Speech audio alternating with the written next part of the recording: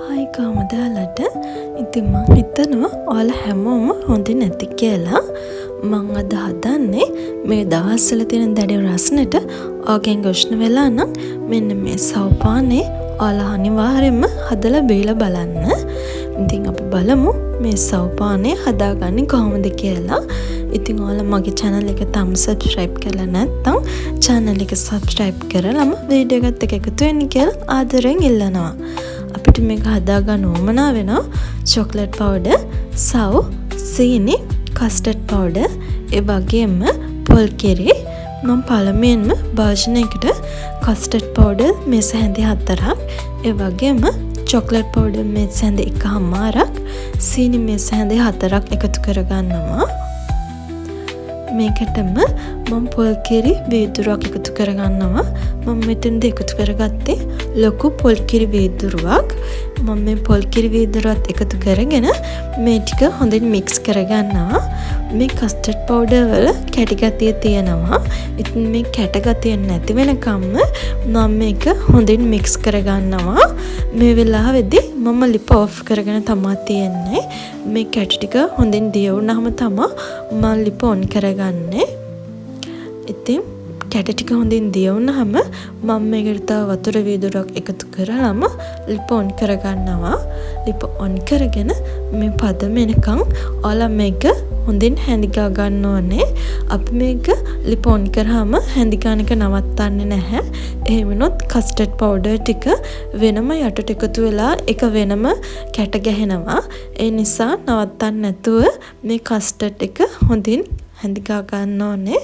දැන් භාජනයක බටර් ටිකක් ගාගෙන ඒකට අපි හදාගත්තු custard එක එකතු කරගන්නවා. එකතු කරගෙන මේක හොඳින් නිමුනාම අපි මේක ෆ්‍රිජ් එකේ තියාගන්න ඕනේ ටික වෙලාවක්. එතකොට අපිට මේක කැට කපා ගන්න හරියම ලේසියි. කැට වලට වෙන් කරගන්න පුළුවන් හොඳට. ඒ නිසා ඒක තියාගෙන අපි දැන් අපේ soft drink එක හදාගමු. මම පළමුවෙන්ම මෙතනදී 100 ග්‍රෑම් 200ක් හොදලා භාජනයක එකතු කරගෙන ඒකට වතුර වීදුරුවක් එකතු කරගෙන ඒක හොඳින් තම්බ ගත්තා. ඒකට හොඳ තැම්බුනහම මම සීනි මේස හැඳි 4ක් එකතු කරගන්නවා. මේක තැම්බුනහම මම lip off කරගත්තා. සීනි ටික එකතු කරගෙන ඒකත් හොඳින් කලවම් කරගෙන ලුණු ෂුට්ටක් මේකට එකතු කරගන්න. ඒකත් හොඳින් කලවම් කරගෙන ඔයාලා මේකට පොල් කිරි වීදුරු දෙකක් එකතු කරගන්න. ලොකු පොල් කිරි වීදුරු දෙකක් මම මේකට එකතු කරගත්තේ. මේ පොල් කිරි වීදුරු දෙකත් එකතු කරගෙන ඒ ටිකත් හොඳින් සව් එකත් එක්ක mix කරගෙනම lip on කරගන්න. ඉතින් මෙතනදිත් අපි lip on කරාම මේක නොනවත්වාම හැඳි ගන්න ඕනේ. මොකද අපි එකතු කරන්නේ පොල් කිරිනේ මේකට. එතකොට මේක අපි හැඳි ගන්නක නැවැත්තුවොත් පොල් කිරි වල කැටි ඇති වෙන්න පුළුවන්. ඒ වගේම පොල් කිරි ටික උතුරලා යන්න පුළුවන්. ඒ හින්දා මේක විනාඩි 4ක් විතර ඔයාලා එක දිගට හොඳින් කලවම් කරන්න. මේකේ පොල් කිරි වල අමු ගතිය නැති වුනහම ඔයාලා lip off කරගන්න. දැන් මේක හොඳින් නිවෙන්න තියලා අපි හදාගත්තු custard කැටි ටික බලමු. මම මේ ටික හොඳින් කපාගෙන දැන් කෑලි වෙන් කරගන්නවා.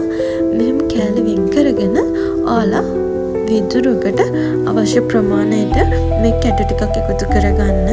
මේ කැට ටික එකතු කරගෙන දැන් අපිට පුළුවන් අපි හදාගත්තු සව් එක මේකට එකතු කරගන්න. ඉතින් මේක තමයි මම හදාගත්තු සව් ඩ්‍රින්ක් එක. මේක හරිම රසයි. ඒ වගේම මේ දවස්වල තියෙන දැඩි අවුවට අපේ ඇඟවල් උෂ්ණ වෙනවනේ. ඉතින් මේක අපේ ඇඟ සිසිල් කරන්න ගොඩක් හොඳ ඩ්‍රින්ක් එකක්. ඔයාලත් අනිවාර්යයෙන්ම මේ දවස්වල මේ වගේ ඇඟ නිවෙන ඩ්‍රින්ක් එකක් try කරන්න.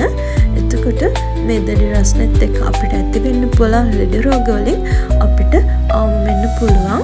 ඉතින් මගේ වීඩියෝස් එක දිගටම එකතු වෙලා ඉන්න. ඒ වගේම මගේ channel එක subscribe කරන්න කියලා ආදරෙන්